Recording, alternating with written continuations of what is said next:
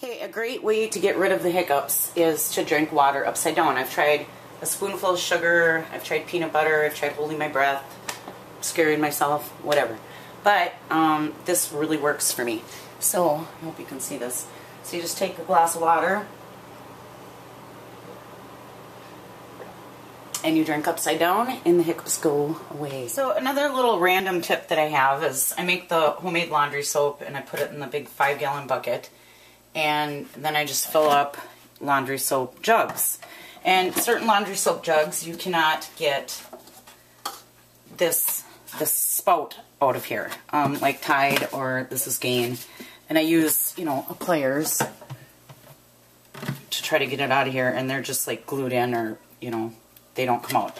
So you want to try to find the laundry soap bottles that you can get the spout out of. So I just took, a milk jug carton top, cut it off, and I'm using the top of it for the funnel.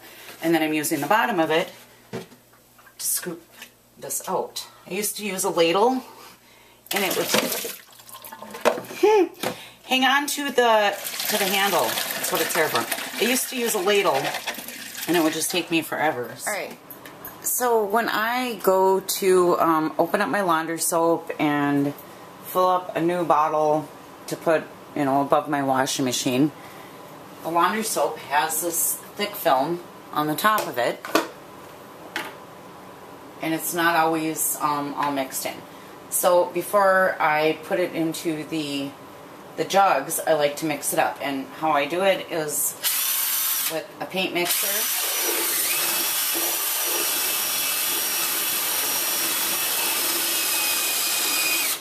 And my drill to make sure that it's all mixed up. Okay, so a lot of times you're moving hot jars around in your kitchen, and a pot holder isn't always the safest way, as I know, because I've dropped a jar of food with trying to lift it by a pot holder. So I found these gloves at Fleet Farm, and they're like rubberized on this side, and they're just gloves. And so if you're lifting hot jars, or you gotta move them around, or you're trying to put the lids on hot jars, you can use these, and it's a lot easier because you can hold on to the jar, and they give you a lot of grip, so you can tighten them or loosen them. So, also trying to get the lids off sometimes, like I just did this venison last night, and I go this morning to try to get the lids off, and this worked really good. And the girls last night, Prepper Chicky and Paula Allen 245, well, they told me, or a couple nights ago, that you can also use this not just to tighten the jars, but to undo the jars, which I did not know. So Prepper Chicky bought me this awesome tool when she was here, this little torque wrench, and it works great to tighten the jars to the appropriate tightness, if that's the correct thing to say. But you just line up these two little arrows, and you know your jar is perfectly tight for canning. So, especially with farm fresh eggs, a lot of times when you crack them, you end up with an eggshell in with the egg. Well, I didn't this time, but let's just throw one in there. And you take your spoon or your finger and you try to get it out of there. The best way that I've found to get the eggshell out is with another eggshell. Voila! Eggshell's out of there. So another thing I learned on YouTube is that after you write on your lids, if that's how you label your canned goods, I usually use a Sharpie, and what you can do is you take a dry erase marker and go over the Sharpie writing, and this is going to be a bad example because this marker is really cheap, but I'm still going to be able to tell that this has been a used jar, or a used lid, and I'm going to be able to tell what the new writing is on it, because it's very, very faded. So what I do to keep my eyes from burning when I'm chopping up onions is I light a candle next to wherever I'm chopping, and that seemed to really work. They also say that you can freeze the onion for 10 minutes or soak it in water or salt water for a few minutes before you start slicing it or chopping it.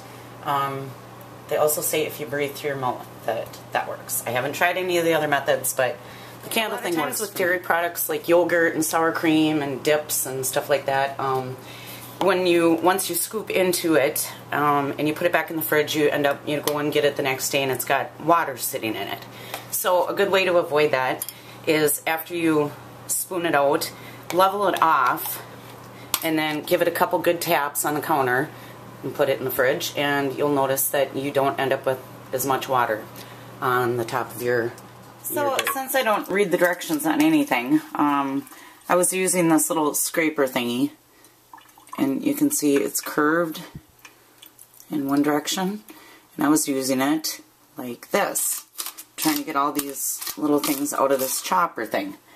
And I discovered if you use it like this, it just lifts all this little gunk right out.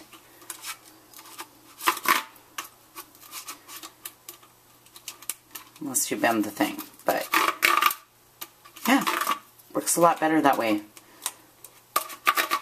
One of the things that I like to do is to keep notes, because if I see a really great video and I forget to save it, or I just don't want to go back and refer to the whole video, I like to keep notes. And these are a lot of recipes and just gardening tips. Well, this section is empty, but gardening tips and just random notes. This one is stuff I've printed out that was just way too much to write down.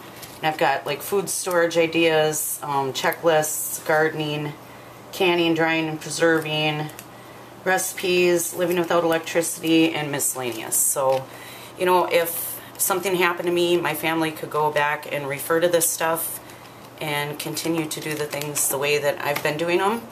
And there's a lot of things in here that say this works, it doesn't work, this is my favorite way to do this, whatnot. So